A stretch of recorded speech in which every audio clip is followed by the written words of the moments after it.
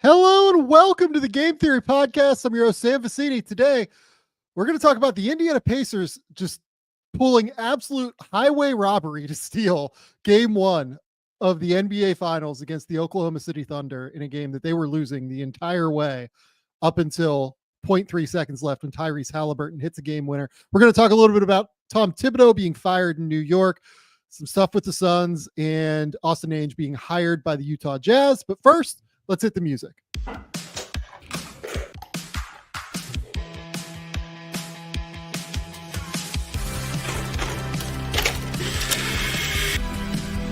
do have a timeout. Decide not to use it.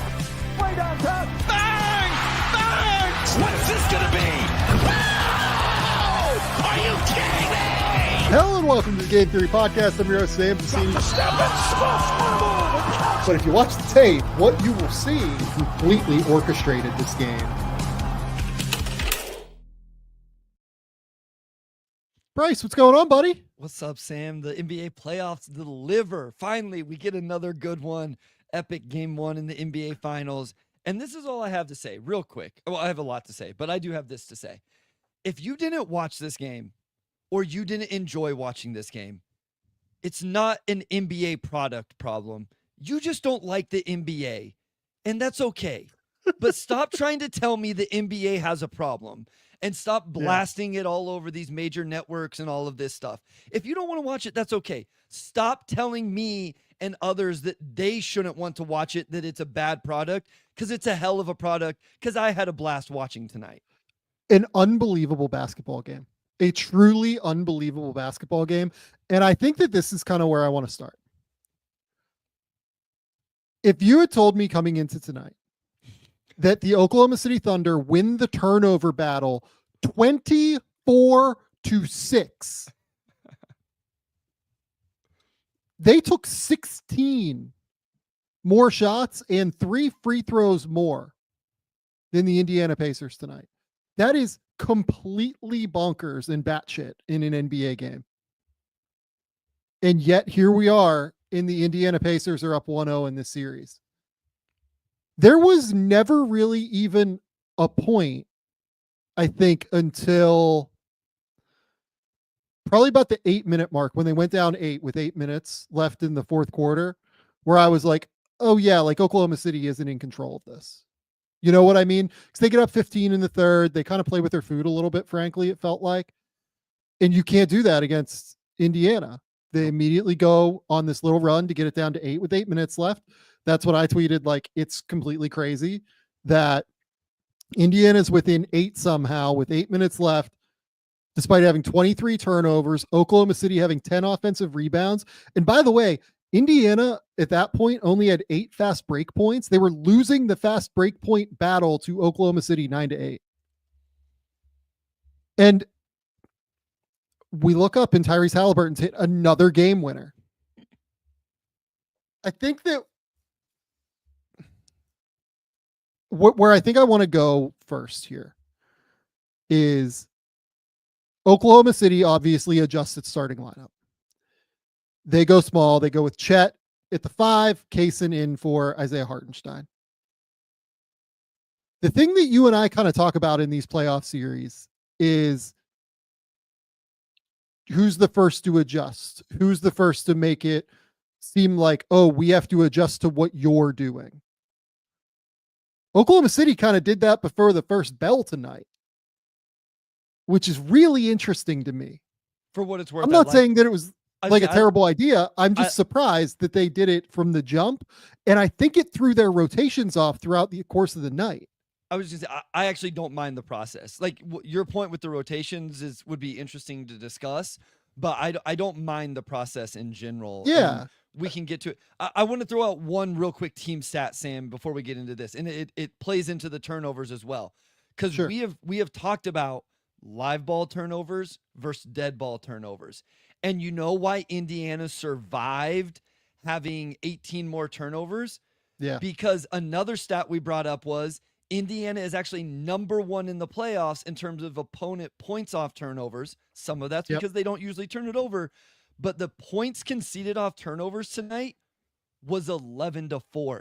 there was an 18 turnover difference and only a 7-point difference. Indiana turned it over 20 plus times and only gave up 11 points off those turnovers. That, I think, is an even crazier stat than the amount of turnovers they had. It genuinely is crazy.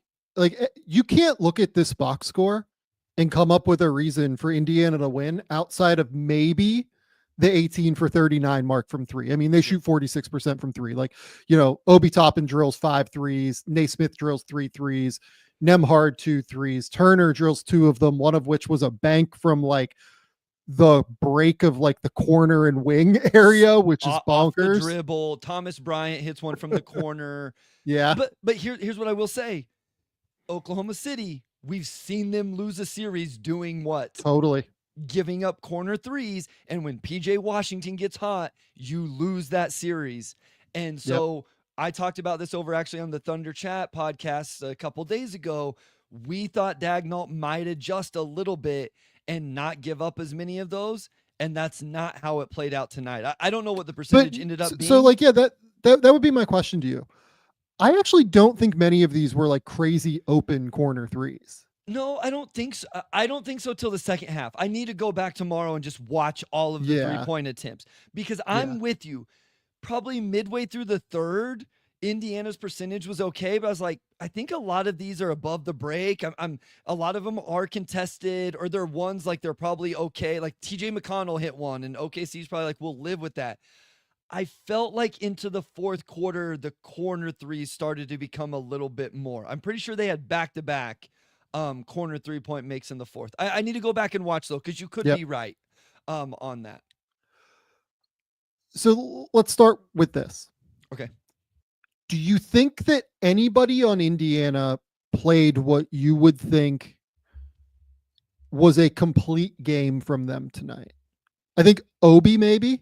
Obi like had a terrible first quarter, but was great response. I mean, he drilled 5 threes, shot 6 of 9, had 17 points in 25 minutes. Like he probably played, to super high level. Siakam was good. I think it was a B+ game from Siakam. In terms of what I think Siakam needs to be for them to win the series, that was a solid game. He didn't score 20. He had a huge defensive play late in the game. It ended up being a huge sequence where he gets the block on SGA. It was on Shea. Blocks Shea and then anticipates the Nembhard step back 3, beats Shea to the offensive rebound and gets the putback. So I thought B+ performance from Siakam overall. And honestly, I would have said probably B+ for Nembhard too. Like Nembhard, obviously made Shea work the whole night. And then in the fourth quarter, he kind of takes over, is the main ball handler. Halliburton goes off the ball more consistently. They're trying to, make sure that he is the guy that is handling so that, they're able to kind of open up the court a little bit more, utilizing Tyrese off the ball in some fun ways. I think that like his first half was not great, honestly, though. Like, I don't know that anybody on Indiana played like a complete game, which is almost more impressive to me. You know what I mean? Like, and real quick to the turnovers stat as well. They actually got it under control in the second half. They had 18 at halftime. They only had 6 in the second half. And as I was watching that, I said this to you before we started recording. The thing that stands out to me, that where OKC lost this game to me, was not being up by 20 or 25 in the first half. We'll talk about that a little bit more, I think, in a second here. What I thought, Indiana adjusted to a little bit to OKC's defense, and you felt them get a little more comfortable with the disruption and all of that. Yeah. So like, and I don't say this to like shit on anybody on the Pacers. I'm actually saying it the other way. Yeah. I think it is incredibly wildly impressive that I don't know that the Pacers had anybody play like their total complete A game tonight.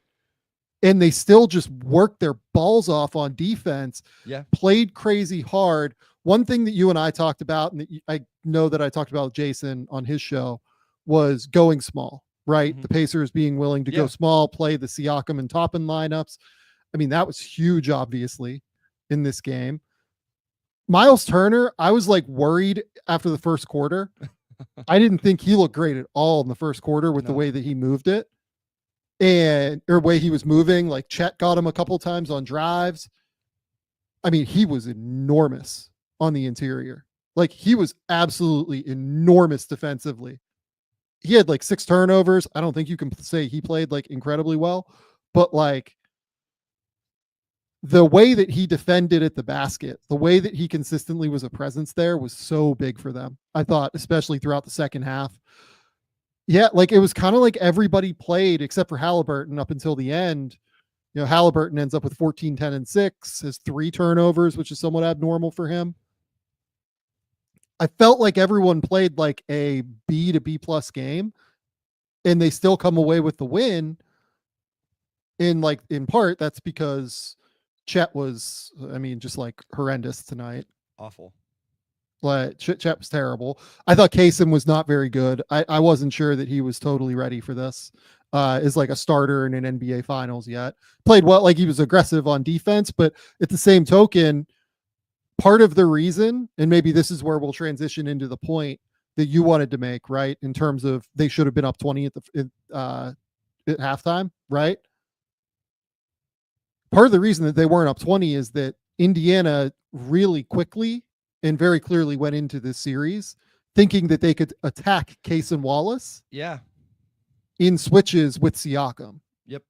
And again, that to me is why I know that, you know, Jason was really high on going small. I know Caitlin Cooper thought that Oklahoma City would go small in this series. I am like not 100% there, to be honest. Like I'm not 100% there on small being like the right plan for them 100% of the time. I was, and I immediately upon seeing that Kaysen was not going to be able to handle Siakam, started to question it. Because what I thought was that OKC would have the guys they could handle the switches, the cross matches in transition. And by not having the 2 bigs on the court, it would give you a little bit more leeway in terms of, okay, in transition, we can afford to be cross matched a little bit. We can afford to switch a little bit. And then watching the way Indiana attacked, like, I think they can lean into it more. Like, here's 2 things I think Indiana will go to the film and look at. If I'm Carlisle or the assistant or whoever, I'm sitting down with Tyrese and saying, Tyrese, here are the 7 examples where you have to make a quicker decision to get your shot off. You cannot hesitate because they're coming. But here's 7 or 8 examples where on the catch, if you're ready to go, you could have got it off. Or coming off the ball screen, just here's a split second where you could have got it off. I would lean into that. And I would lean, if OKC is going to continue to play small and switch things and all of that, I'm leaning into force the switch, throw it to Miles Turner. Force the switch, throw it to Pascal Siakam. Hell, force the switch, throw it to Obi Toppin. I'm leaning into that if I'm the Pacers, because I didn't think OKC handled that well tonight, and it did look like it could be an advantage for Indiana that I didn't think would be coming into the series. Yeah, I'm not super like Kaysen is quite small, Bryce. Yeah, no, like, I know, and Siakam's like an all NBA player, man. Like I know, but like it's just you watch. They always fight in the post, though. Like they Totally, always they fight. do. They always hold their ground. They find a way to dig at it. They find a way to do something so that you don't score. But like it's Kaysen. It's Isaiah. We talked about Isaiah Joe. Like I wasn't sure this would be a series for Isaiah Joe because of this. Yeah. It's just Indiana's so good at taking advantage of it. Maybe that's what I understood that Kaysen was smaller. It's just like maybe I didn't respect Indiana's ability to take advantage of it better than other teams would and more consistently than other teams would, even though I know they do because we talk about how calculated they are and intentional they are with how they attack. So it will be really interesting if Dagnall immediately adjusts into either Caruso if he wants to stay small in the starting lineup or if he does just go back. Because the other thing I did like real quick, Sam, was I thought Hartenstein would just freaking dominate in his minutes against whoever Indiana was playing as their backup big. And that's another like tertiary aspect of it I liked. Yeah. So I think that the thing that like people look at Siakam and think we can guard him with Jalen Williams. And I think that like when Jalen's on him, it's okay.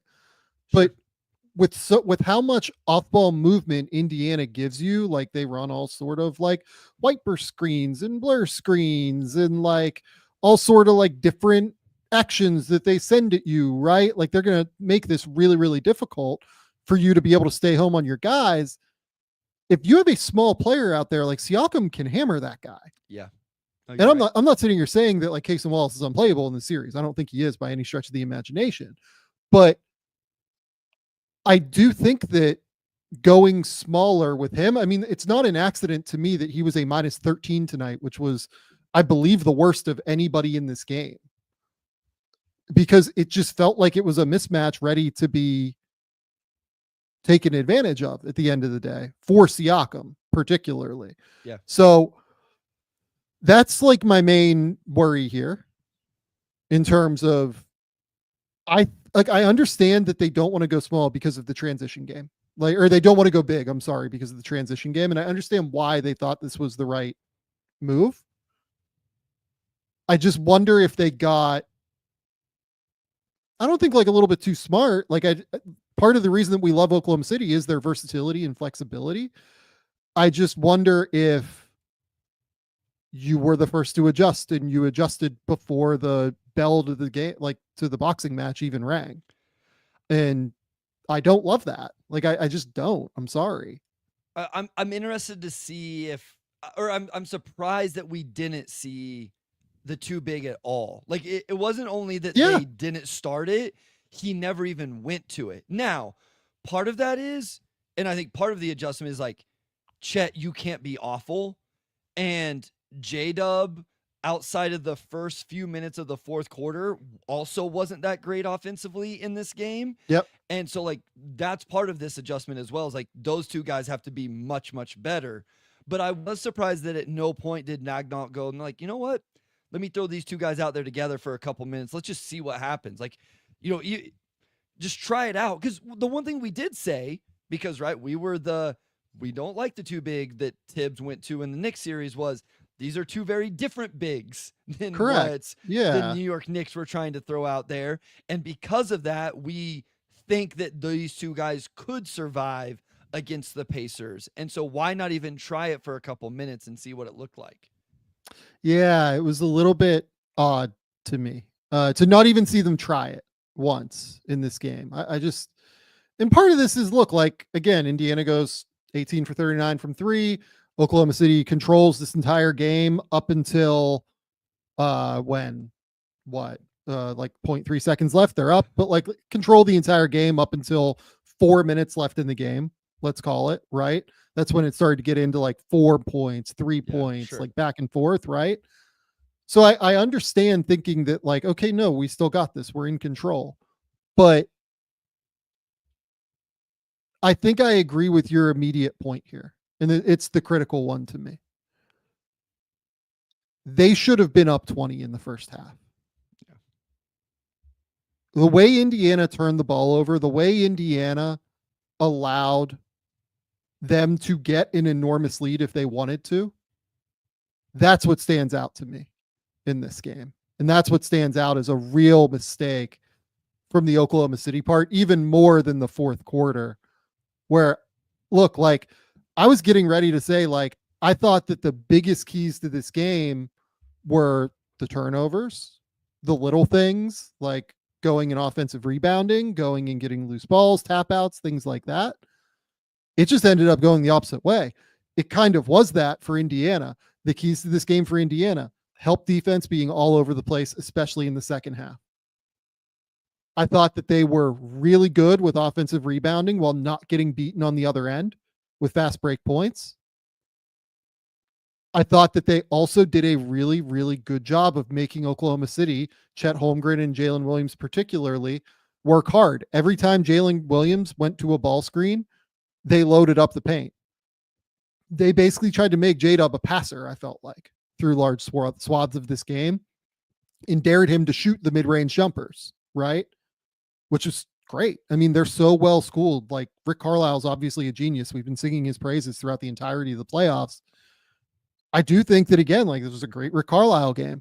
as compared to Dagnall, who, we've been questioning now over the course of this first 20 minutes that we've been talking about this. So, I mean, I'm like a little bit thrown by this, to be honest. Like, I thought Indiana could win game one for sure. Like, I'm not like stunned that they won game one. It's more the manner with which that they did it, even though we know that they never die. It's not that they won like a late game in a comeback. It's that they won a late game in a comeback where they turned it over 24 times, didn't force a ton of turnovers on their end, only won the offensive rebounding by 3, got outshot by 16, clearly like got obliterated in the possession battle, and still found a way to win. I mean, we've done this episode before, Sam. We did it 2 weeks ago whenever they came back in game one against the New York Knicks and stole that one. Yeah. The difference was it was a little easier to point to Aaron Nesmith going Curry mode. Completely bonkers. Yeah. And, in that one and pinpointing that. But like, and frankly, like the other piece of that is too, Oklahoma City is a better team than correct. New York. Exactly.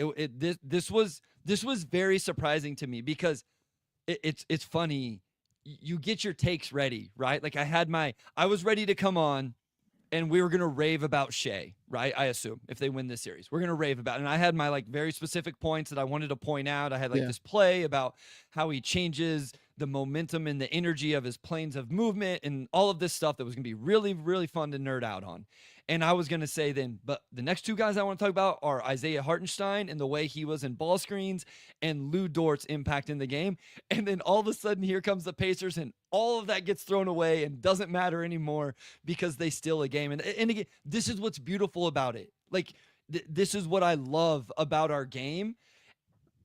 And I love sometimes when I don't understand it, Sam. Like whenever I'm sitting here feeling a little inept, because I feel like I need to watch the game a second time. I think I do too. Yeah. You know what I mean? To like fully understand what happened and why it happened and how it happened. To like get a full grasp of that. I feel like I need a second watch, at least of the second half. And look, like the game that this is extremely reminiscent of it's not just Indiana, right? Like the Denver series game one is like, in the last couple of minutes of that game, I wouldn't say it's like a carbon copy, but like it's pretty fucking close, guys. Like, yep, you're right. It's very similar. Like Oklahoma City up basically the entire way, winning basically the entire way. Denver just kind of chips away, gets it to 9 with 4 minutes left, gets it to 7 with 3.5 minutes left. Gets it to 4 with 2 minutes left, right? And then Jokic drills a 3, and then Shea makes a couple of free throws, and then all the craziness with Aaron Gordon's 3 and everything happens, right? But like it's not wildly dissimilar to me. Sure. No, it's a good call. And I do want to talk about Halliburton's shot. Yeah. Everybody knows how clutch it is. I don't think we need to like emphasize that. That dude was hounded all game long on the offensive end and was attacked all game long on the defensive end. And I hope people appreciate, and I think most do, the emotional, the mental wear that has on a player at this stage where he's never been on the road, where you're the underdog. Everybody picked against you, essentially, including us. And through all of that, the ball is in your hands with 6 seconds, and your coach doesn't call a timeout, and you go pretty much straight isolation, and then just have everything you need to stop, rise up, and knock down that shot. The mentality to do what he did is incredibly impressive to me when you take into account the magnitude of everything in that moment. Throw in also that he played 39 minutes in regulation tonight, which is more than he played in any regulation playoff game to this point in the year. Yeah. Really, really, really impressive. And like the other thing is too, 10 rebounds from Halliburton. Sure. On a night where, like, especially in the first 3 quarters, they really struggled to deal with the defensive glass. Him going in there and just being willing to do all of the dirty little shit that you have to do Like I think gets sometimes pigeonholed a little bit too much as like a perimeter player, like a guy that really likes to kind of float around the 3-point line and then try and drive and kick and do things like that. He's willing to go into the dirty areas and try and make things happen. Like he is somebody that is tough. Defensive rebounds, to your point, right? Like this isn't like 10 I go defensive rebounds. Yes. I miss my shot, get my own offensive rebound, or something like 10 10 rebounds that's in the defensive possession and start offense for them. Again, it's a really impressive performance. And again, where I think if you sat down with him, I think if you went back and just with a fine-tooth comb looked, I think there's 7 or 8 opportunities where it's like, Tyrese, you got to be a little bit more decisive if we want you to get 19 shots off instead of 13. And I think those were available, and I'm interested to see if he can find him, if the coaching staff can show him those. But huge shot, just so impressive. Okay, so adjustments now, right? Do you go back to the 2 big lineup to start the game? Oh man, so here's what I'm always interested with that, Sam, is what message does that send your team, right? Because totally. So here's what Dagnall has to do a great job of. This is the stuff we cannot evaluate because none of us know, because none of us are in that locker room and have the right relationships to know. Dagnall has to be able to read his players. He has to be able to read Cason Wallace, and he has to be able to tell, if I go back to that 2 big lineup, is my team going to go, man, our head coach is grasping at straws. He doesn't know what he's doing. And do they lose confidence in that? Does it lose confidence? Does Cason lose confidence in himself because he started 1 game and then got pulled from the lineup? Or is it actually going to give him confidence because now he's coming off the bench? So like, I think I want to say yes, because I think I would just go back to it. But you have to read the room and know your team to the extent of how is that decision going to affect the psyche of each player involved and the team overall in terms of their confidence in me and my decision making. So I go to the 2 big lineup for what it's worth.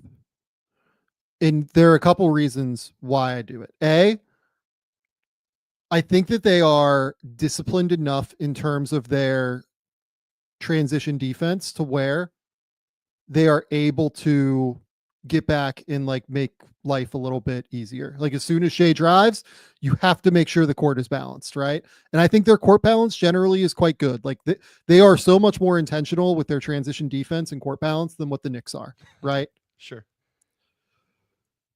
Number 2, I think a really important factor of playing small here, and I think a really important factor of why they were so able to make Oklahoma City like a jump shooting team tonight, because that's what I felt like it turned into, like a lot of mid-range jumpers, both from Shea and from Jalen Williams on top of the threes, right? I think it's actually a little bit harder for Siakam if you play too big on defense than it is if he's able to kind of sag off and like be on Lou Dort, right? That was so. As soon as they came out in it, I paused the game for this very reason, because I wanted to reconcile. Okay, what does this mean for Pacers defensive matchups? Who does it make it easier on? Who does it maybe make it harder on? And I put that in my notes was now Siakam can be this really good off-ball defender. And I know Dort hit 5 threes tonight. And listen, I love Lou Dort. I thought he was really good defensively. Off-ball defense. He had the biggest defensive play of the game until it was no longer the biggest defensive play unbelievable transition stop on Naismith. Nesmith. I have no idea how that happened. Sick. But it did. I had the same thought as you, Sam, in terms of the matchup it put Siakam in.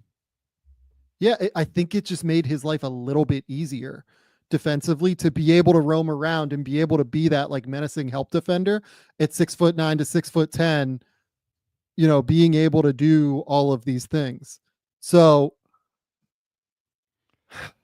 I like the 2 big look and see what it looks like for the first 6 minutes of the game. If it fails, you have 42 minutes to be able to get it back. You know what I mean? Yeah. Like give it a shot and see what it looks like. And again, to me, it's that you're going to what works. And I get it that if you look at any of the advanced numbers, for the Oklahoma City Thunder in the playoffs. All of the like single big lineups are the ones that are successful.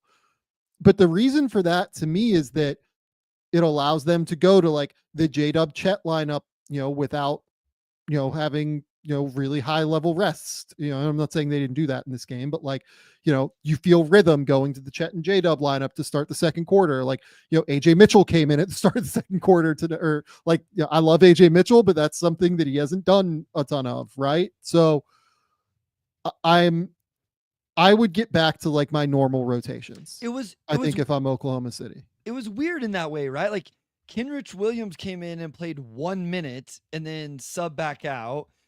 Mitchell comes in and plays 4. Like it was interesting. I found myself trying to like, even that we both love AJ Mitchell, but I found myself going like, why now? What that was when I would just like to know the process of like what got to 4 minutes of AJ Mitchell there in the second quarter, whatever it was. And why 1 minute of Kenrich, he was on with Hartenstein and then they took him out. I know they gave up a 3 on the possession. And I think it was because Hartenstein called something out and Williams didn't rotate and they gave up a 3. Like, was it solely that, or was there something else that Dagnall just didn't like? So I always find those decisions interesting. There was a few of those in the rotation. And the other thing is too, like the Pacers got nothing from their bench tonight outside of Toppin. Like the McConnell, Ben Shepherd minutes, like they hemorrhaged points in those minutes. Thomas Bryant, like, even though he hit that 3, I mean, they gave up points when he was on the court, guys. Like, he's not defending. Yeah. Ben Mathurin, like, I didn't think Ben played terrible. Like, I didn't think he made like the brain farts. Yeah. It was a bad stretch. He responded, had a couple nice he had the block on J-Dub. I think he had another nice defensive play. Like, he figured it out to at least be on the court, but it wasn't a positive. We've talked about this with Mathurin, right? We saw it in the Knicks series. If he goes and gets you 15 to 20, it's a positive. If he doesn't, probably not going to be a positive otherwise. And then actions wise, they obviously like went to hammer the Halliburton, hard hedge, right? Yep. Halliburton's going to try and hard hedge. Yep. We're going to get to our spots doing it that way. I don't really know that I have a problem with that. Like, that makes sense to me, especially late in the game. I would like to see them do what they did early in this game a little bit more to get Chet like rolling, hopefully. Yeah. Especially if Thomas Bryant's on the court in moments against Chet, but also if Turner's on the court, because we saw him struggle with this with Karl Anthony Towns as well. And he had a couple of them early in the game tonight as well. I would like to see them get some like pick and pops with Chet to be able to attack Miles Turner in space. Like, get some empty side pick and pop or like slide action where like Chet is isolated on one side of the court with a screener, and then you have Shea roll into the middle, Chet roll to the baseline maybe, and then you can hit a pitch back to Chet and make Turner like step out and guard him. I think that would be really, really fun for Oklahoma City too. I agree 100%. It was one thing I brought up. I think over on that Thunder Chat podcast, we were asked for our X factors or whatever, and I said Chet because I thought he had a real advantageous matchup to attack with Turner in these pick and pop type of actions you're talking about. Another action I'll bring up, they ran at ATO, I believe in the fourth quarter. Indiana had cut the lead to 6 or 8, and they used Shea as a back screener on Tyrese Halliburton and got whoever it was. Was it a case and layup, if I remember correctly? Yeah, I think it was a case and layup. And why that works is Nembhard is not losing contact with SGA off the ball. And so whenever SGA screens, it's either switch, and are you going to switch Hallie onto SGA, or Hallie has to navigate it. So, I mean, that's not something you spam, but I think you can run it more than once within a game and force Indiana either to give up layups or switch Hallie onto him all of a sudden or whatever. Like, I think that could cause Indiana some issues if they would go to that a little bit more. And then like adjustments for Indiana, to me, I mean, like the thing is like, just don't turn the ball over. Yeah. I think that more than anything, what they need to do is like, I think they're going to get more comfortable as the series goes on, understanding where the help is coming from. Sure. As much as anything. If they go too big, I wonder if that like reduces the havoc a little bit more. Maybe this maybe I'm overreacting. Truly, like maybe I'm wrong here and I'm overreacting, and you just like have to trust the process of forcing 24 turnovers in a game, right? I mean, so here's the thing with Indiana is they scored 66 points in the second half. So like I Yep. think they adjusted to the pressure within the game. You know, like that's No, if I, totally, they did. if I'm OKC and I'm nervous about something, or if I'm Indiana and I'm confident about something beyond just like winning the game, it's that we just played the worst half we're going to play in the series because we weren't ready for the pressure, not because we weren't ready for the moment, but just because it's hard to be ready for what OKC does defensively because it's so special. And we adjusted to it. Like we figured it out within the game. And so you can take a lot of confidence in that. Yeah, to your point, second half turnovers for Indiana, 5. Yeah. Only 5. So they did adjust. They go 10 for 20 from 3. I think that that's a good point. I probably would go back to the 2 big lineup if I'm Oklahoma City, and if I'm Indiana, obviously I'm going to try and do what I do and run and try and figure things out to see if I can beat them that way. Right. Just really impressive stuff. Here's the other thing here. So we're going to get to some super chats here in a second, but so someone messaged in the comments, give me Siakam finals MVP. Is this like the Pascal Siakam, if they win this series and he's the MVP of the finals and the Eastern Conference finals, and he would be the MVP after game 1, obviously. Is this like the Pascal Siakam, like this is how you get to the Hall of Fame series? I think it kind of is, right? Finals MVP is that's a heck of a feather. Sure. Like if he goes, so he's been multi-time All NBA, obviously. His would have won 2 titles as like a top 3 player on a team. You know, second best player here, third best player on that Toronto team. I mean, second team All NBA 2020, third team All NBA 2022. Can I give my rebuttal to this statement? He just missed out this year, just missed out in 2023, just missed out in 2019. Go ahead though. What's your rebuttal? I don't think Siakam wins finals MVP because I think I still believe the way the Pacers win this series is behind Tyrese Halliburton being the best player on the team. Probably true. I personally struggle to find the path where Tyrese has in general a game like tonight and they win this series. Well, here's where we'll finish before we get to the super chats. I mean, does Siakam, or do you still have Oklahoma City winning the series? I do. I do too. Yeah, I do too. Now, if you made me put money on it, I might change it to 7 now, and instead of 5. But yeah, I anticipate a game 2 victory for OKC. But we said even in 5, we thought it was going to be 5 awesome games, and maybe it ends up 6, maybe it ends up 7. I still think OKC though. Yep. Our first super chat comes from dear friend and producer of the program, Andrew Claudio. By the way, like take your money back. I will be paying you this $5 back in the next bill. You did not need to bring up the Knicks game 1 collapse, guys. Oh, did I? My bad. I didn't know if you had to listen or not. GMAC, my fault. I didn't know. I did a whole video breakdown on Knicks Film School. If you guys want to go relive it.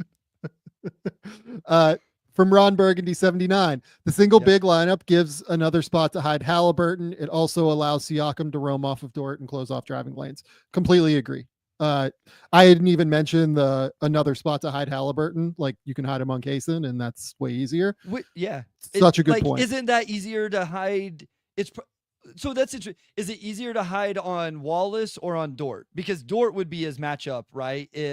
I think if Chet is on the court, Siakam probably has to guard Chet. No, I'm talking about Halliburton. Halliburton's guarding Wallace right now. If they went to the big lineup, he would guard Dort. So I'm saying, is Dort that much easier?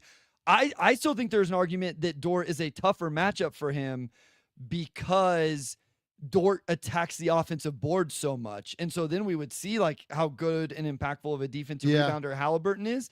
And right now you probably trust Dort to knock down a 3 more than Kaysen. Probably. I was going to say Dort's also a better screener than Kaysen. So you're going to get that little contact as well. Where they can attack him with Kaysen is just like giving Kaysen the ball and letting him attack with the ball in his hands. But how much is OKC going to lean into that? So in general, I think I still agree with all of this with this comment. I completely agree with it too. Yeah, 100% the Siakam part. I think I agree with the Halliburton part as well. Love from Sebastian. Love Vassell, but damn, he got taken one spot ahead of Hallie. It's tough. It's tough spot. Put it this way, though. You might not have Wemby if you had Hallie. And Killian Hayes went how many spots in front of Tyrese Halliburton? So, I mean, you guys just wait till the Pelicans season off-season preview comes out. Boy. Killian Hayes get some love in that one. Yeah, some love. That's the way to put it. But hey, like again, Spurs might not have Wemby if they had Hallie right now. So maybe no complaints there.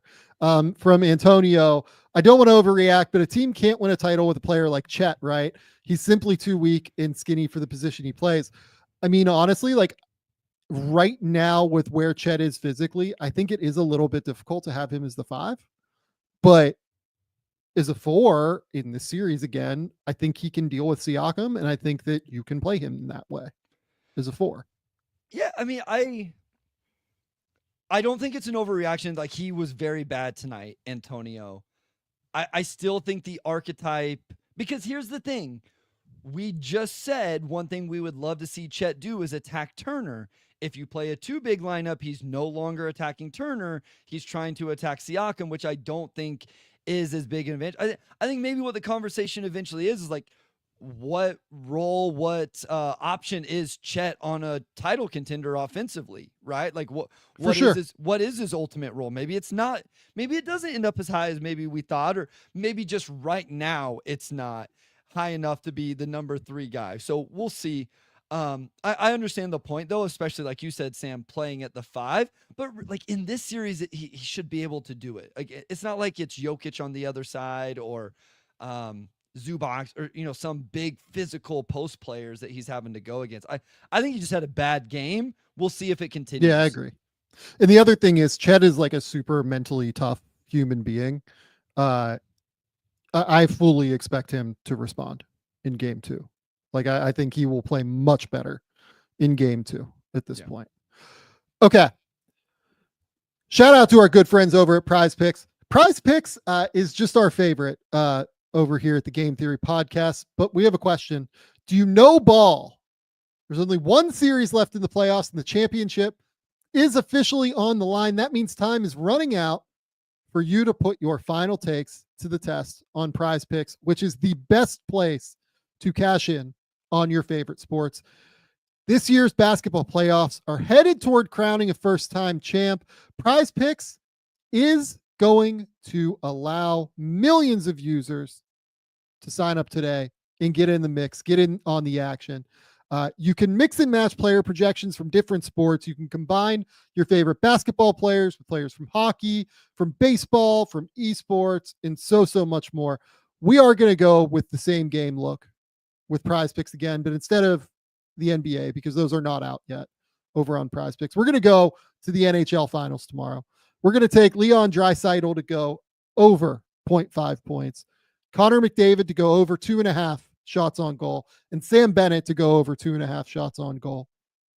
We're all about process here. We just need Draisaitl to pick up a point, but we're all about process. Let's just make sure we get the shots on goal. That's it. Sam Bennett, Connor McDavid, 2 real shooters and scorers. We are going to feel good about that when it's going to pay out 2.4 to 1 on your money. And you can feel solid about that. It's also a Friday. So you're going to be able to utilize Flex Friday, making sure you opt in and tap the checkbox in your lineup builder to be eligible for the protected play. Choose squares from any game on the board. If your lineup does not win, you get your net losses back in promo funds up to your promo limit as soon as the lineup settles. Download the app today and use the code Game Theory to get $50 instantly after you play your first $5 lineup. Download the app today and use the code Game Theory to get $50 instantly after you play your first $5 lineup. Prize Picks, run your game. Second sponsor today, SKIMS. We all know that it is always difficult to go out and buy underwear. It's hard to find the right fit. It's hard to find the right level of comfort. You're shopping for it with the trial and error, and you just have to do a lot of guesswork in general, right? I can promise you that SKIMS is going to solve all of those problems. Even though I wear underwear every day, I had not switched up the underwear that I had used in a long while. For those who haven't heard yet, SKIMS now offers men's underwear, and I'm here to tell you, it's absolutely worth the hype. When I tried SKIMS stretch boxer briefs, it felt like I finally found the missing link. They give me all the movement I need for working out without feeling like I'm walking around wearing gym clothes the rest of the day. Plus, they never lose their shape or ride up. Shop SKIMS Men's at skims.com. Let them know I sent you. After you place your order, select podcast in the survey and select Game Theory in the drop-down menu that follows. Shop SKIMS Men's at skims.com. Okay. Let's get into some news stuff, Bryce. Mm-hmm. So it is a great disappointment to us that Tom Thibodeau has been fired from the New York Knicks. Yeah. Because we had recorded the New York Knicks offseason preview literally the day before Thibs got fired. We had. It was tough. It was a tough ride. That one's getting buried and burned. And we will record it at some point when they hire a new coach. Or if they don't hire a new coach, like within the next little while, we're probably just going to have to record it and let it rock. Yeah. But Tom Thibodeau is gone. He has taken the Knicks to their first Eastern Conference Finals in 25 years, I believe. And they have had a more like sustained level of success than any coach they've had basically since the 90s. And Thibs is gone. And yet I can't sit here and like argue with it, really. I didn't think it was him that was getting them to the Eastern Conference Finals. I think he did a fine job. Like, I'm not going to sit here and say like he didn't do like, great things, terrible things, whatever. I thought he did a fine job with the Knicks this year. I didn't love the way that he coached in round 1. I didn't love the way he coached in round 3, especially. I wonder if it was really just a situation where they felt like they couldn't max out with Thibs at the end of the day. Yeah, I mean, we talked about this. I stand by kind of what I've said, and I think we're similar on this, where as a process-driven person, I can't say that I always loved Thibs' process. And because of that, I'm in line with you where I'm not going to throw up my arms and really have crazy thoughts about them firing him after an Eastern Conference Finals run. With that said, he is coming up an Eastern Conference Finals run, and success and winning and all of that is part of the equation, especially at the professional level. And so I was a little bit surprised they made the move. I liked your idea of let's put it on a short leash. Let's be ready to make the move as soon as we really feel like we need to next season. We talked about like when they acquired Karl Anthony Towns and acclimating all of that. But again, like we use the word rigid with him a lot, and we use the phrase not great process a lot. And because of that, I just can't argue against it, especially depending on who they're able to bring in, right? Like this is one of those where it's like, okay, well then you better get the next one right. Like you better have the guy right to come in after him to really justify this move. This is my thing here, right? Like this could be like the ultimate, the grass isn't always greener move. 100%. Right? Like you better get this dead on. Because like, you better go find the guy. Because if you're looking for the guy that's going to outcoach Rick Carlisle, you might as well kept Thibs.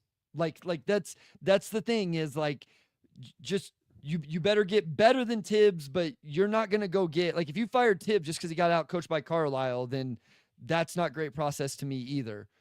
Can you improve upon him? Yes. But there's not a ton. There's not there's not a ton of those guys out there. So you better find the right one, whether it's an established one, a college one, or an assistant coach, or whatever it is. So I agree.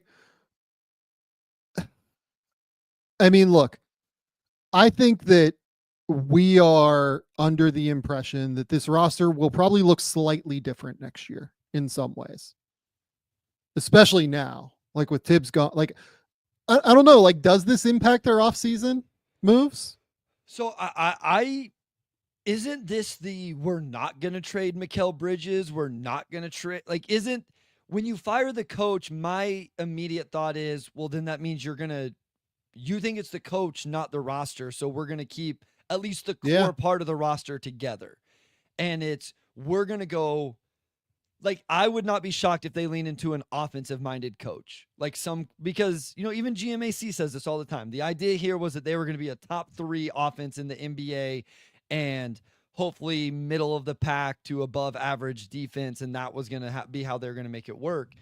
So I wonder if they go find an offensive minded coach that they believe actualizes and hits the ceiling of this Jalen Brunson, Karl Anthony Towns combination that, I assume, because this is what most people complain about, won't start Josh Hart, will start Deuce McBride or somebody else. So I'm assuming the core stays together now, to be honest with you. I'm very interested to see what happens there. I'm not sure, because if they want to shake up the roster in any like substantial way, they have to move one of the 4, right? Like, that's just really the only way to do it, is you have to move one of OG, Mikal, Brunson, or Towns. We think there's 0% chance they move Brunson. Yep. Like, I mean, maybe Towns. Like, maybe they move I don't think they would move OG, but like, someone, was it Shams that said like they were like interested in Kevin Durant at the deadline? I think Shams said that. Yeah. And if you're going to do that, like, it had to be like, the only way to make the money work there is OG and Mitch, basically, unless you're moving Towns, obviously. But that's interesting to me that they looked into that, because again, like, there are just functionally only certain ways that you can do that. So to even go down that road means that you were looking at like potentially breaking this thing up a little bit. So that's, Sure. a very interesting little nugget that says to me, like, they really might look into this and really might look into making some moves here at the deadline, or at the in the off season with this roster. And, again, the thing that we talked about a lot, and we talked about it on the Sunday show, we talked about it in the now dead preview that will never see the light of day. Mikal is up for a 4-year, $156 million extension. That's the thing that they have to figure out. Yeah. That's the thing they have to figure out. And I'm sure that'll be, whenever we re-record, that will still be a huge part of it, is discussing, our thoughts on giving him that money and what it means for them and all of that. And so I don't know, it became a real interesting offseason where, I mean, it was interesting, but it was like, okay, maybe you just say, we got Cat late in the process. We just made the Eastern Conference Finals. It's been, the Pacers has been our kryptonite the last couple of years, but we're still young enough. We still have this core. We win on the margins, and let's just build this thing back next season, has now completely changed, right? Because new coach is going to bring new philosophies and ideas. And to your point, could bring, new roster construction. Whoever this coach is may have a different idea of what they want. Maybe they don't value a stretch big. Maybe they'll insanely value Cat, and he's taking 6 or 7 threes a game next year. And then what does that mean for other players? So I feel like the coach is the first domino to fall, and then you kind of figure out, I would think, and then you can figure out how you want to build out the roster from that. Yeah, and look, like, how much do I want to get into, who it is the next coach, right? You know, I'd be staggered if it was Jay Wright. I'll say that. Like, that would just kind of blow my mind a little bit. I don't really see it. Everything I understand is like that dude just loves like everything I understood about him was that, you know, he is having fun living his life, not having to be crazy engaged across like multiple levels of everything all the time. Right. Yep. And he has like a great cushy deal with CBS, and like it's like he seems like he's in a good spot. I mean, like, I've seen the Jason Kidd stuff. I mean, that feels like, what are you trading for Jason Kidd, right? Like, you already don't have enough assets really to do stuff like that.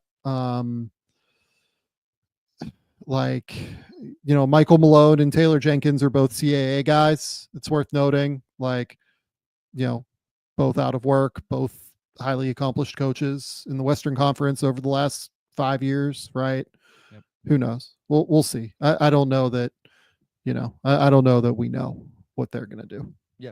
And like you said, we've mentioned a couple times that we will dive into that. We will hold out as long as we can on the offseason preview until hopefully that is announced, and then we can record that and, you know, break it down and our thoughts whenever it happens. Shout out to the folks over at Manscaped. Father's Day is just around the corner, and let's be honest, Dad does not need another coffee mug or a pair of socks. It's time to give him something he'll actually use. Meet the Chairman Pro from Manscaped, the perfect Father's Day gift for the dad who deserves to look and feel his best. This isn't just any razor. The Chairman Pro is a high-tech, dad-approved grooming upgrade. It's an electric face shaver that can tackle up to 5 days of growth and features 2 interchangeable blade heads. Whether he's cleaning up for golf dinner or just another nap on the recliner, make sure he does it with style. The Chairman Pro is perfect for the dad who taught you how to shave and now needs a reminder how it's really done. Have him join over the 12 million men worldwide who trust Manscaped.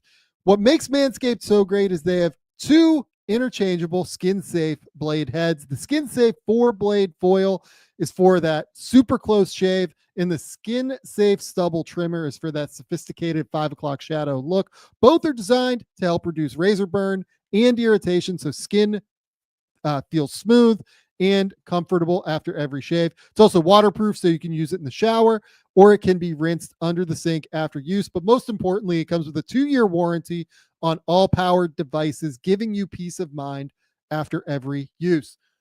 Get your dad a Father's Day gift he'll actually use, and get the Chairman Pro for 15% off with your code Game Theory at manscaped.com. That's 15% off your entire order with code Game Theory at manscaped.com. Or if you need it today, you can go find Manscaped at a store near you. Finally, we've got our good friends over at LinkedIn. As a small business owner, you don't have the luxury of clocking out early. Your business is on your mind 24/7. So when you're hiring, you need a partner that grinds just as hard as you do. That hiring partner is LinkedIn Jobs. When you clock out, LinkedIn is going to clock in, and they're going to make it easy for you to post your job for free, share it with your network, and get qualified candidates that you can manage all in one place. You just post your job. LinkedIn's new feature can help you write your job descriptions and then quickly get your job in front of the right people with deep candidate insights. You will get qualified candidates. At the end of the day, the most important thing to a small business is the quality of candidates. And with LinkedIn, you can feel confident that you're getting the best. Based on LinkedIn data, 72% of small businesses using LinkedIn say that LinkedIn helps them find quality candidates. Find out why more than 2.5 million small businesses use LinkedIn for hiring today. Find your next great hire on LinkedIn. Guys, I can't emphasize this enough. Like, hiring for a small business, you know, this podcast has become a small business. Thanks to you guys, by the way, for subscribing. We're up over 41,000 subscribers now. That's why this thing has become a small business that I have to hire for, and had to bring in GMAC, had to go find Bryce because the past hosts continue to get sopped up by NBA teams and agencies. Like, it's hard to find guys that are qualified and women that are qualified. It's hard to find people. LinkedIn is going to help you do that. Post your job for free at linkedin.com/game. That's linkedin.com/game to post your job for free. Terms and conditions apply. Okay, Bryce. Let's talk about the Jazz first before we get into some other like news and notes and draft stuff maybe and whatever, right? So the Utah Jazz have brought in Austin Ainge. And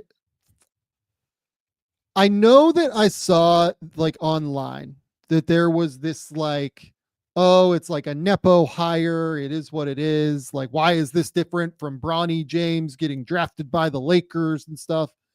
Here's the difference. Austin Ainge has been working in front offices like basically since Bronny was fucking born, guys. That's not an exaggeration. I think he's been working in front offices for 2 decades at this point.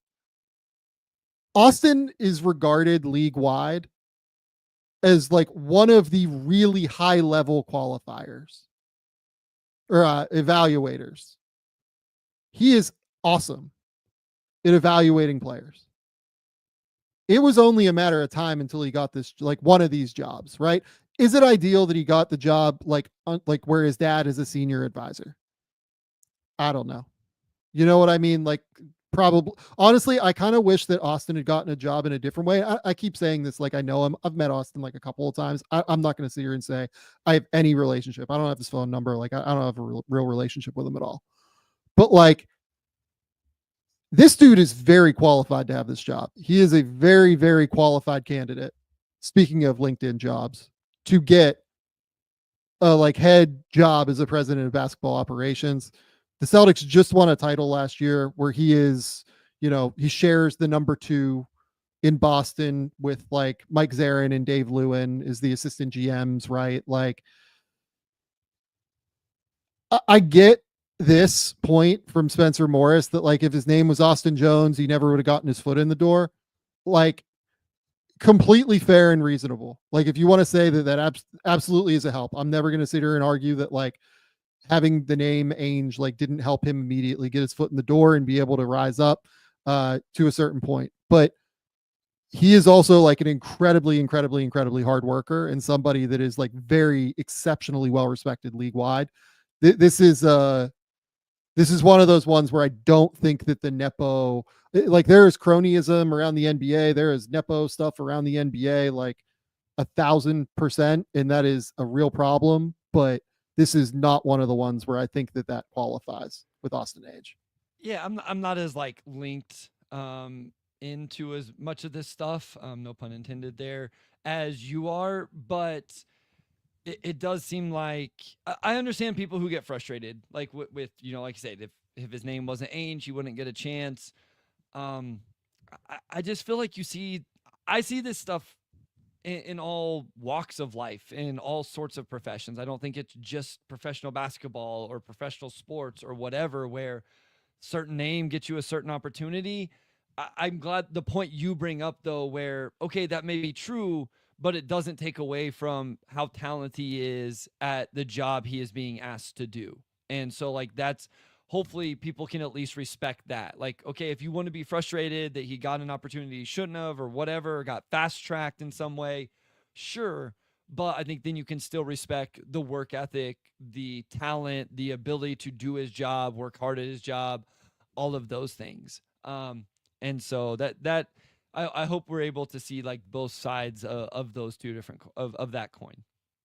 And I will say, like, if I was a Utah fan, I'd be very pumped about their front office right now. I think that Ryan Smith is like a very engaged owner who seems like he genuinely wants to build like the right kind of organization around him in order to like thrive and succeed in a market like Utah. You know, Danny Ainge around, you know, Danny's 66 at this point, if I remember correctly. Like, you know, it's not like he's, you know, day to day, like grinding and running things like every single day. Right. Justin Zanuck is like an incredibly smart front office executive who's been around and was an agent for many, many years. Like Steven Schwartz, like Shane Fensky, like those guys are all really, really smart humans. So I think that this is going to, like I feel quite good about where Utah is headed from like an overall organizational perspective. And I will be interested to see if we start to see some adjustments. Obviously, I think Austin Ainge said like, oh, there won't be any tanking, in his presser, but then like also noted the importance of draft picks as well. So, we'll see. We'll see what they end up doing, obviously. Spidey Man asks, who should the Jazz take at number 5? I mean, look, like it's a really interesting situation there to me. Like, I don't know how you feel about this. I would say that they are one of the teams with like an infrastructure, just organizationally. Also now with Will Hardy being locked in long term, I think Will's a really good coach. I think they're one of the teams that like if Ace Bailey fell there, I would feel pretty okay with Ace Bailey being there. Yeah. Yes, if Ace is available at 5, I would take him. I know Sam and I are a little different on this. We both have Ace in this tier. We're not different there. I still have Ace as my number 3 player on my board, and like that's where we venture a little bit. So a lot of these questions end up just being like, yeah, Ace would be the one. I still like, you brought this up originally. I still like the idea of Trey there because of like, yeah, I do too. Because of Will Hardy and like what he would do with him offensively and the shots he would create for him within the flow of the offense and stuff like that. So I think Trey would be an interesting name in Utah as well. Knipple too, like with his ability to shoot, I think they would come up with some really creative sets. One of those 3 to me would be the ones. I'm assuming that VJ Edgecombe does not get to 5 right now. Sure. Is my read. Like nothing's impossible, but I would be pretty surprised if VJ got to 5 at this point. Just based on like, I'm not even saying like one of the 2 teams above is definitely going to take him, but it feels like, one of those 2 teams could move out of there. And I think that if one of those 2 teams moved out, like VJ would be a very popular trade up target. So yeah, I think I would say that one of those 3 guys, like Con, Trey, Ace, feels like a really, really solid backing for them. Yeah, and one of those guys, at least one of those guys, is going to be available. So like you'll have a choice. Or if all of a sudden if it's VJ, then you should feel really good about it.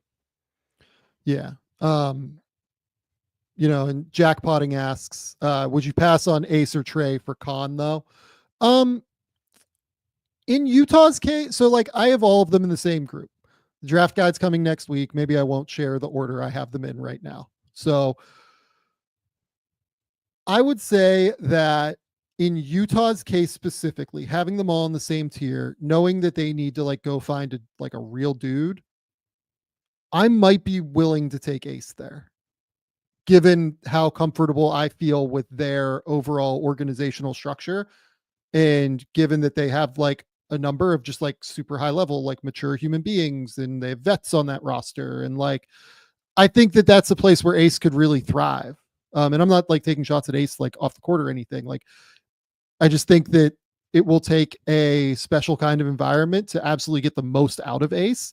And I think that that is one where I could see it occurring and him being very, very successful in Utah. So I honestly, I might have, even though I think I will share this, I have Ace below those, 3 guys. I have Ace at 6 on my board. But if I was Utah particularly, I probably would have Ace, a little bit higher, to be honest with you. Mine would be the order of your question. I would have Ace and then Trey and then Con. Similar to Sam, I have them all in the same tier. They're all in a group there to themselves. Even within that tier, those 3 and VJ are above a couple other names I have. So yeah, I wouldn't freak out if somebody's like, oh no, I would go with Con, but for a lot of the reasons you've said, and just because of my personal rankings, I would have Ace, then Trey, then Con. Okay. Let's go to Phoenix now. So Phoenix has hired a head coach, Jordan Ott. Bryce, if you had one guess where Jordan Ott attended college, where would you guess? Michigan State. He went to Michigan State.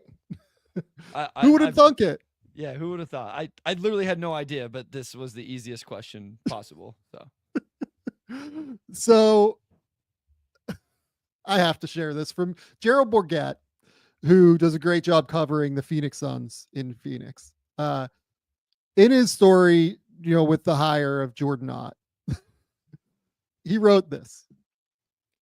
According to another source, Matt Ishbia emailed the Suns basketball operations team internally on Wednesday, taking accountability for not doing enough to establish a culture and identity in Phoenix. The Suns owner stated that he tried running the typical NBA owner playbook of hiring experts, signing checks, and getting out of their way, but no one was happy with the outcome. Now, despite insisting that he is not reviewing film, designing offenses, or running the draft room, Ishbia intends to be, quote, extremely active in the decisions in management. He acknowledged that his more unconventional approach as an owner is to ensure the Suns get back to the requisite level of winning that's been absent the last 2 years. Like this dude didn't immediately step in and within days of having the job trade for Kevin Durant. Yeah. And that's like a move that's fine. It's whatever. It's the other moves that have tanked them, right? But it's the one that like limited their flexibility. How in the world can he go, oh yeah, like I just did the normal thing, like hire the experts and everything? So here's the thing. Scroll up a little bit because I want to know which is more outlandish from an owner. Just one sentence. Is it reviewing film, designing offenses, or running the draft room? Like if I gave you those three options, which one is the most outlandish one that I told you the owner of a team is doing?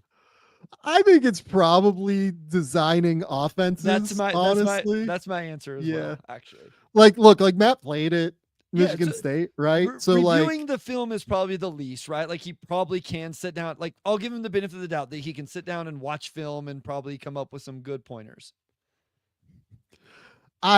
Man, like, what are we doing here, Bryce? Like, I have no idea if Jordan Ott's going to be a good coach. I'm not even going to like pretend to guess. He's a guy that like I just haven't heard a lot about, having talked to people around league circles. He could be great, he could not be great. I don't know. This is an all-timer to me. It's amazing. It's an all-time, like, how do you not have that level of self-awareness? Like, that's kind of my thing. Like, why do you feel like you have to send this email? Like, why is this email going to be reassuring that you're taking accountability for not originally taking accountability? I don't know. When it's your team, do what you want, I guess. But this makes me nervous for the Phoenix Suns as a basketball team. Yeah, I mean, look, it feels like we're gearing up for a Kevin Durant deal. In terms of just the reporting, I'm not sitting here saying that that I have the intel that, oh my god, like a Kevin Durant deal is imminent. We'll see what happens, right? The Suns are next up on one of our lists to do in terms of off-season previews, so that'll be next week at some point. I just have no idea what to even think here. I mean, look, like here's one thing I will say. Like when I do talk to people around the league around Durant, like the overarching sentiment is that the price tag will not be as high as like what Kevin Durant's name value like is. Sure. You know what I mean? People think of Kevin Durant still probably one of the 15 best players in the league whenever he's there, but he is like going to turn 37 next year, has consistently dealt with injuries here and there. Last year of his deal. So you have to either get him for 1 year or pay him at 38, 39 years old, which is in part of the equation at his age. Yeah. And look, there are absolutely like if I'm Houston, like I am intrigued by Kevin Durant for sure. You know what I mean? But like, it's got to be at the right price point to me. Sam, this isn't the most important question. The most important question is this: what teams would trade their situation to be the Phoenix Suns right now? Do we need to go through the entire NBA and count up how many teams would trade their situation for the Phoenix Suns? So this is amazing because obviously Matt Ishbia made this statement that like, Yep. oh, there are like 2 teams in the league or 5 teams in the league, whatever he said, that would trade their situation for the situation we're in right now. Honestly, Are there only like 5 that would? I mean, Boston, no. New York, no. Toronto, no. Brooklyn, probably no. Philly, no. I mean, Chicago has all their picks, so probably no. Bryce, I'm like not sure there's a team. I flipped fast. Like, would the Wizards maybe just like to have Kevin Durant and Devin Booker, and then like they could move those guys and like try to figure that out? So I think that's where the arguments lie, right? Like even the Pistons at this point, it's like they have Cade Cunningham like no chance, and all their picks and all of that. So it's like any team that like the Nets who don't have a star and didn't end up in the aren't ending up with Cooper Flag or whatever. But I suppose like the argument there is they could end up with Debanza or Peterson or Boozer next year, and that's still a better situation than, so there's probably a few if you really got into it, but it's good for all-time great statements and phrases that are fun to talk about. I've got absolutely nothing on that one. That is insane. It's truly insane. I saw a question I wanted to answer here from Aiden Dudley. Could you see Charlotte either trading up or trading down in the draft? Sure. Yeah. I think both are totally plausible. So up to 3. Yeah, like if they love VJ Edgecombe, you could guarantee you get VJ Edgecombe by moving up, right? Would you take on Kelly Oubre and Andre Drummond and give up like a role player to move up and get number 3? Like sure. Probably, right? If you were just sold on that's what you wanted. Aiden, I wouldn't want them to go past like 8 or 9 if they were going to trade down. Just to like stay, maybe not even that far, right? Maybe it's not even that much, 7 or 8. Yeah. For them, it depends on where their tier break is. But I mean, in terms of trading down, if you go much further than that, like if you get into the early teens, late lottery, now you're getting into a different tier of players, which obviously, is now it's what kind of value did you get for trading that far back and all of that. But that's part of the equation for sure, Aiden, is whenever you're looking at trading back. Yeah, I think that's right. Like, you probably have your target like on one guy, and you need to make sure that you're moving not far enough back to where you get your guy still, right? That feels like the key question and the key thing here to me. Yeah. Being able to make sure that you're just like kind of locked in that way. I mean, yeah, like I could see either, truly. Like I've asked around, and like the theory is, they're open and going through a process. Like it's not news. You know what I mean? Like they're open, they're going through a draft process, and we'll see where they come down, right? Like a lot of these teams are like, everyone tries to connect these names with certain teams already, right? Like so many of these teams at the top are like just starting to have the elite guys in, right? Yeah. Like anybody that's like, oh yeah, X team loves Y player after the top like 2 guys, right? I don't put much stock in that. Let's go with. Well, I mean, we're still 20 days away from the draft, which I mean, it is this month, but they still have some time to figure that out. So, yeah, just don't. I'm not real. Yeah, I'm not there's still so many different options that can come to the table here. I'm just like not.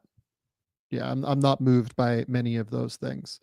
Like what one rumor I saw was like the Sixers like love common Malawatch.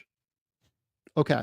So let's like run through that logically, right? So Daryl Morey, like in general, tends to be a guy that like wants to like max out like for the year, especially, this year, like they need to do things, like they need to be successful this year. Best way to do that is if Joel Embiid's healthy. If Joel Embiid's not healthy, like they're in trouble regardless, right? But why would you, if you're Philly, why would you smoke screen Malawatch, right? Okay, so let's think through this. Is there a way that somebody loves Malawatch at like number 4, number 5, number 6, number 7, and would come up? The guys I have not gotten like Malawatch has that kind of juice. You know what I mean? Mm-hmm. Like I've heard like VJ, people love VJ. They love doing interviews with him. They loved like everything that, went down that road with him. Like you can say, oh my God. So like here, like you could say, oh, like you need a backup center because Drummond's awful. Why does it help Daryl Morey to draft a backup center at number 3? Like trade down and get a back. Trade down to number, 17 or 20 and draft Ryan Kalkbrenner if you want a backup center. You know what I mean? Like go get like a shit ton of assets, right? Maybe if they move down, I could see them taking Malawatch. Like if Malawatch lasted until number 10 and they moved down from 3 to 5 and then 5 to 10, right? Like get a bunch of assets, maybe, but I just like to run through these things logically and try and understand why would they be leaked? Like why would Philly let that come out of their front office? Like that one doesn't even like track to me, to be honest.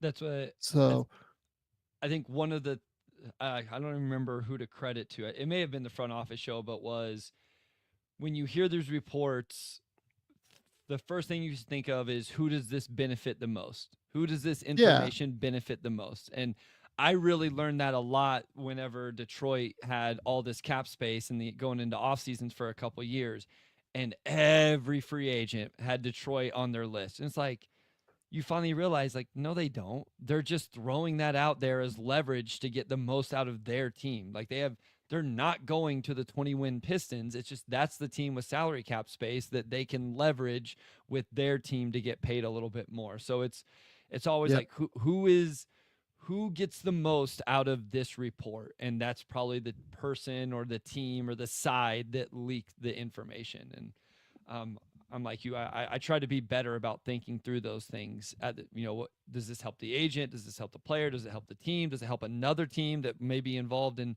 some tertiary way? Who does it help the most? Yeah, like if I see a report that says, I think I saw one that was like, oh, like San Antonio, like they're not locked in on Dylan Harper or something like that. It's like, oh, well, okay, like it's still early in the process, and if I was them, I would want that out there because I would want to keep the traded like value of the pick, right? No reason not to do that. So I don't know. Like I tend to be very circumspect. Like I look very closely at all of these things, and I'm like, this doesn't even. What's the point of this coming out? You know what I mean? Yeah. So sure. Yeah, I don't know. We shall see. We shall see where that goes. Okay. Bryce, I think that's where we're going to call it tonight. Cool. What do you got going on? Tell the people where they can find you.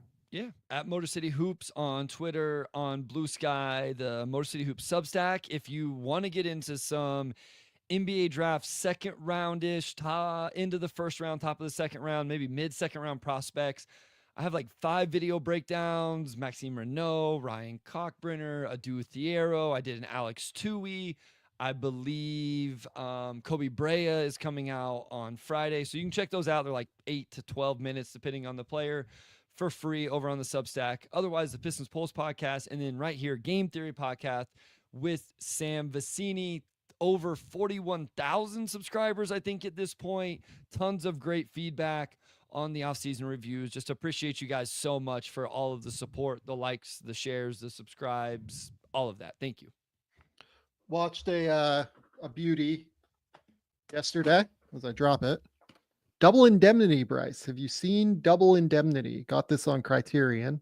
I have not. So if I was going to show anybody a movie from the 1940s, like people that say, oh, I don't like old movies, whatever, I think that's the one I would show. It has like the most classic rhythms and, you know, it feels like a modern movie, basically, despite the fact that it's 80 years old now. Yeah, it's fun. It's like this beautiful film noir with like black and white and like all these shadows, and it's a good one. Are you looking up what Double Indemnity is? Yeah. Basically like this insurance salesman and like a housewife try to pull an insurance scheme on the insurance company that the guy works for. Nice. Good for them. It's a beautiful, beautiful movie. I would recommend it to anybody that wants to watch fun older films. I'm trying to think, what else have I watched here? I've watched a few things. I've watched Jackie Brown recently. That's up there. Maybe we'll talk about Jackie Brown at some point. That's a wild one. But okay, let's get out of here. Go to Bryce's Substack. Shout out Andrew GMAC in the comments for shouting this out. This is where you can find Bryce's Substack. Andrew's the best. Thank you, Andrew, fearless leader of the show. Without you, we would be nothing. We certainly would not have 41,000 subscribers, which, by the way, thank you all for subscribing. We appreciate you all immensely for coming on, hanging out with us, having a good time. We'll be going live after every finals game. I mean, God knows this thing might be a little bit crazier than what we think. We will also have off-season previews forthcoming for you every single day, basically up until the draft. At some point, Bryce and I will probably do some prospect stuff. It's just like trying to find the time at this point as much as anything. We kind of want to get through off-season previews before we get into prospect stuff.